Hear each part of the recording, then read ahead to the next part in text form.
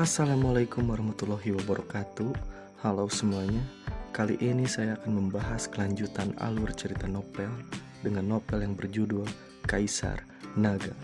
Jangan lupa buat teman-teman untuk like, comment, subscribe, and share. Dan tanpa basa-basi lagi, kita lanjut ke pembahasannya.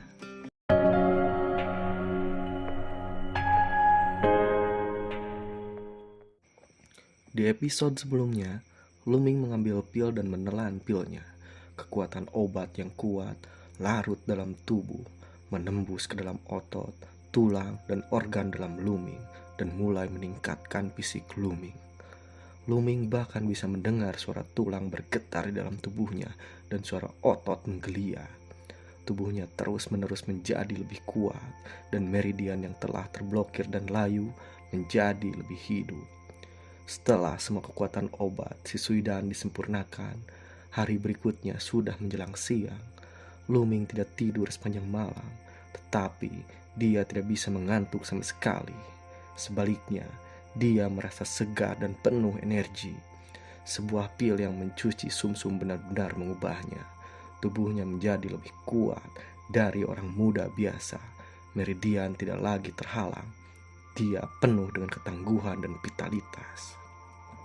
Hanya saja ada lapisan kotor yang tebal di tubuhnya, yang semuanya merupakan kotoran yang lengket dan sangat tidak nyaman. Lalu setelah itu, Luming bangkit dari tempat tidurnya, kemudian membuka pintu dan berjalan keluar.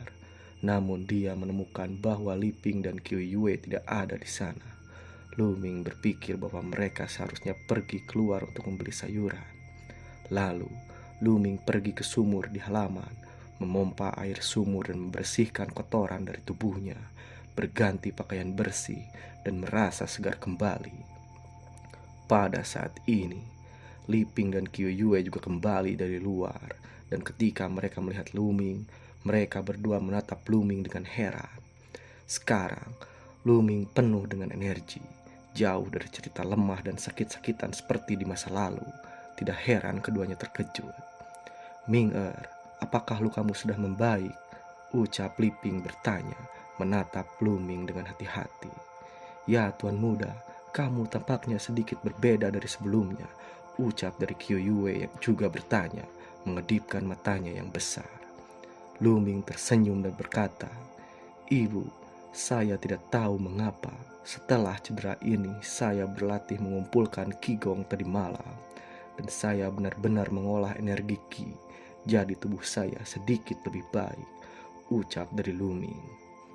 "Ming-er, apa kamu benar-benar mengolah energi sejati?" ucap dari Liping.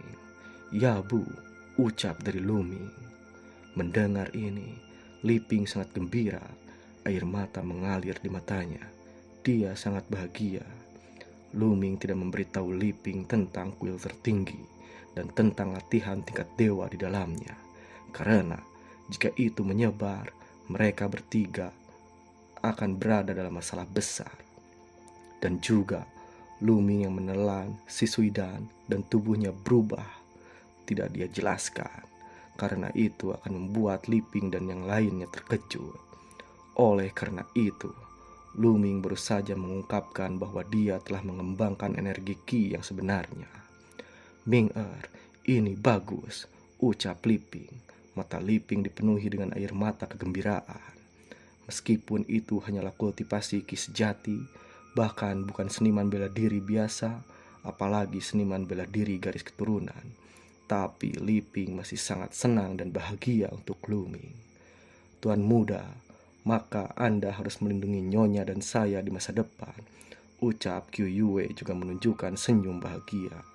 Kemudian, Liping dan Qiu Yue segera mulai memasak, dan aroma masakan yang dibuatnya sangat harum. Mereka bertiga duduk dengan gembira sambil makan bersama. Hidangannya sangat sederhana, 1 daging dan 2 vegetarian. "Ming-er, lukamu belum sembuh. Makan lebih banyak daging untuk mengisi Qi dan darah," ucap Liping sambil terus memasukkan daging ke dalam mangkuk Luming. "Ibu, Qiu Yue, kalian juga makan," ucap dari Luming. Sejak berita bahwa ayah Luming, Lu Yuntian terbunuh, Dalam 6 tahun terakhir, kehidupan Luming dan Liping semakin buruk. Keluarga hanya memberi sedikit uang dan mereka jarang makan daging. Bahkan jika ada sesekali, semua milik Liping dan Kyuyue diberikan kepada Luming untuk dimakan. Bahkan ketika dia tumbuh, nutrisinya tidak dapat mengimbangi dan dia terlihat sedikit kurus. Budidaya seniman bela diri membutuhkan banyak energi dan juga relatif harus mengkonsumsi makanan khusus. Prajurit keluarga Lu yang telah membangkitkan garis keturunan, mereka tidak memakan daging binatang biasa, tetapi daging monster. Bahkan mereka memiliki bakat tinggi. Selain daging monster, mereka juga melahap pil naga harimau yang terbuat dari darah monster, tepung tulang, dan berbagai bahan obat berharga setiap hari.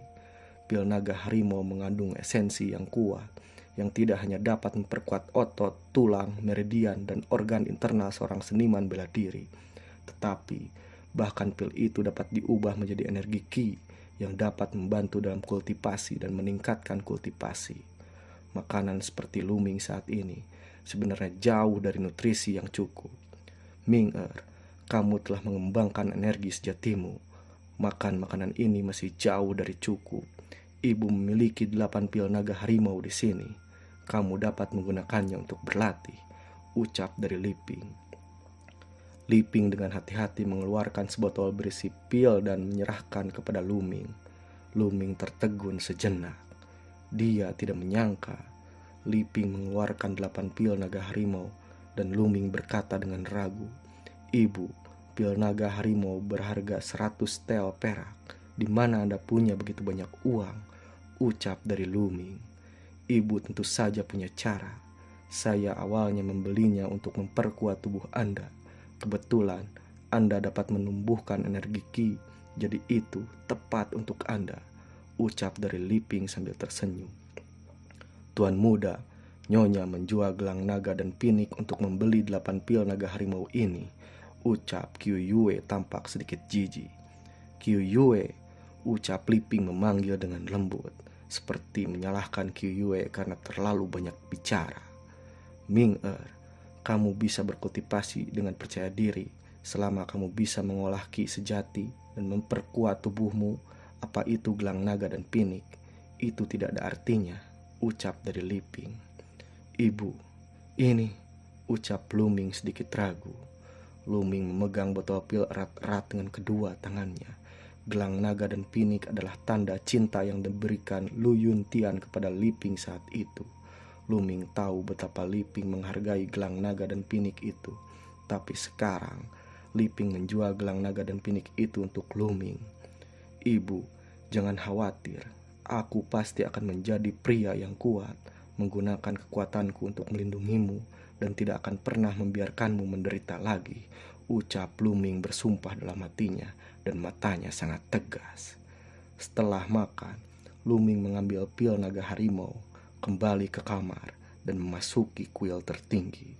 Begitu dia memasuki kuil tertinggi, Luming mengalihkan perhatiannya ke platform kedua di atas 99 anak tangga. Karena platform kedua juga memiliki peti di atasnya, dan itu adalah perunggu. Di kotak besi hitam pertama ada teknik pertempuran naga, teknik tinju naga, teknik kaki ular naga, dan Shisuidan. "Jadi, apa yang ada di si kotak platform kedua?" ucap Luming. Luming sangat penasaran dan berjalan menuju tangga. Dia berjalan naik ke tangga dan ingin naik ke platform kedua, tapi dia tidak bisa karena ada kekuatan tak terlihat yang menghalanginya. "Mungkinkah kultivasiku tidak cukup?" ucap Luming tidak punya pilihan selain mundur. Kemudian dia duduk bersila, menuangkan pil naga harimau, menelannya, dan mulai berlatih. Garis keturunan yang belum tumbuh ini benar-benar luar biasa. Tidak hanya dapat menyerap aura langit dan bumi dengan kecepatan yang setara dengan garis keturunan tingkat kedua, tetapi juga memiliki efek pemurnian obat yang cepat. "Oke, ayo serang meridian pertama," ucap dari Luming. Segera Luming menjadi tenang dan mulai menjalankan teknik pertempuran naga dan mulai menyerang meridian yang pertama dari 3 meridian. Energi yang mengepul dikendalikan oleh Luming menuju denyut nadi meridian pertama. Dar, dar. Sepertinya ada suara semburan menderu di dalam tubuh Luming, dan titik akupuntur dibuka satu demi satu. Ketika energi tidak cukup, Luming menelan pil naga harimau lainnya. Ketika malam tiba, kedelapan pil naga harimau telah habis, dan Luming berhasil membuka 3 meridian dengan 8 pil naga harimau itu. Dan akhirnya, Luming berhasil mencapai ranah Tongmai tingkat rendah. Ranah Tongmai dibagi menjadi tahap awal, tahap tengah, dan tahap akhir. Membuka 1 hingga 3 meridian manusia adalah tahap awal pembukaan meridian, dan 4 hingga 6 meridian bumi adalah tahap tengah pembukaan meridian. Keadaan pembukaan meridian adalah pondasi seorang prajurit, dan itu juga yang paling mudah. Tentu saja, kemudahannya bervariasi dari setiap orang. Untuk prajurit garis keturunan umum, singkatnya bisa sebulan atau selama setahun, dan mereka pasti bisa membuka ke-9 meridian. Namun, bagi prajurit biasa belum tentu demikian. Mungkin sebagian orang tidak akan bisa melewati 9 meridian seumur hidup mereka. Namun, orang seperti Luming yang membuka 3 meridian dalam setengah hari sangat jarang. Ini tidak dapat dipisahkan dari teknik pertempuran naga dan sifat khas dari garis keturunan yang belum tumbuh. Teknik pertempuran naga adalah keterampilan tingkat dewa, dan membuat garis keturunan yang belum tumbuh dapat langsung memurnikan ramuan. Itulah sebabnya keajaiban seperti itu tercapai. Merasakan energi di tubuhnya mengalir melalui 3 meridian, Luming penuh dengan kegembiraan dan semangat juang. Setelah makan malam, Luming buru-buru memasuki kuil tertinggi dan mulai berlatih lagi. Sekarang, dia berencana untuk berlatih seni bela diri tinju naga. Dengan seni bela diri tinju naga, otot dan tulang tubuh didorong oleh energi ki dan serangan dapat dikeluarkan. Seni bela diri itu berbeda dan bervariasi. Gerakan energi ki dan gerakan muskuloskeletal itu semuanya berbeda, sehingga efek seni bela diri itu juga berbeda. Gerakan yang dihasilkan juga berbeda, dan tentunya juga berbeda. Oleh karena itu, pengendalian energi ki dan pengendalian tubuh sangat menuntut. Sangat sulit untuk mengembangkan keterampilan seni bela diri tanpa kerja keras bertahun-tahun. Semakin maju keterampilan bela diri, semakin sulit dan rumit untuk mengendalikan energi ki, dan tentu saja akan semakin kuat. Luming mengambil sikap dan mulai berlatih. Di atas, suara nyanyian sutra di istana terus keluar, membuat pikiran Luming sangat jernih, dan beberapa tips tentang tinju naga terus muncul di benaknya. Energi ki itu bersirkulasi, mengalir ke kaki, dan kemudian menggerakkan tulang dan otot kaki.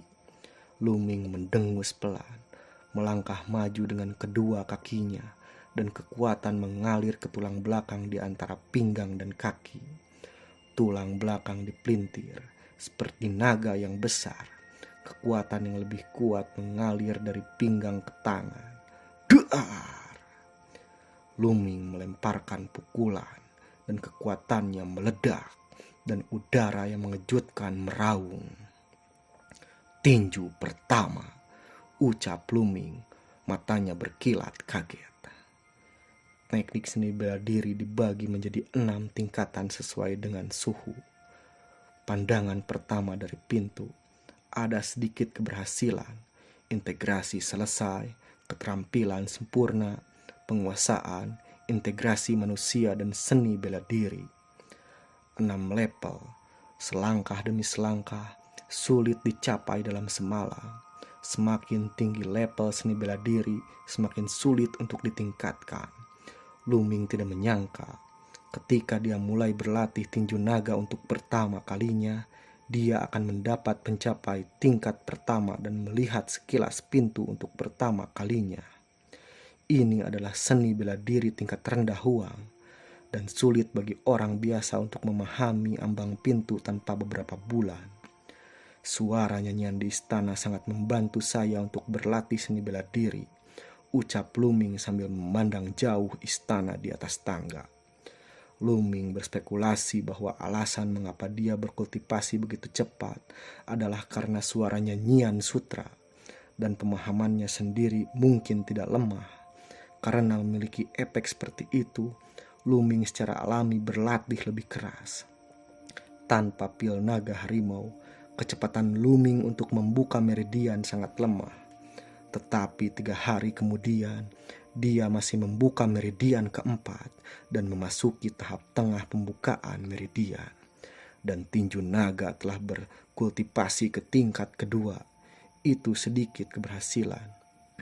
Namun, setelah 3 hari, garis keturunannya masih belum juga tumbuh, namun masih tumbuh dengan perlahan.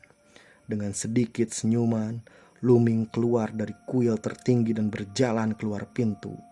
Begitu dia berjalan keluar dari ruangan, dia melihat Qiu Yue kembali dari luar dengan mata memerah. "Tuan muda, pergilah dan minta Nyonya untuk kembali. Nyonya telah berlutut di rumah keluarga Li selama beberapa jam," teriak dari Qiu Yue. Apa? Apa yang terjadi? "Ayo pergi," ucap Luming. Luming buru-buru berjalan keluar bersama Qiu Yue.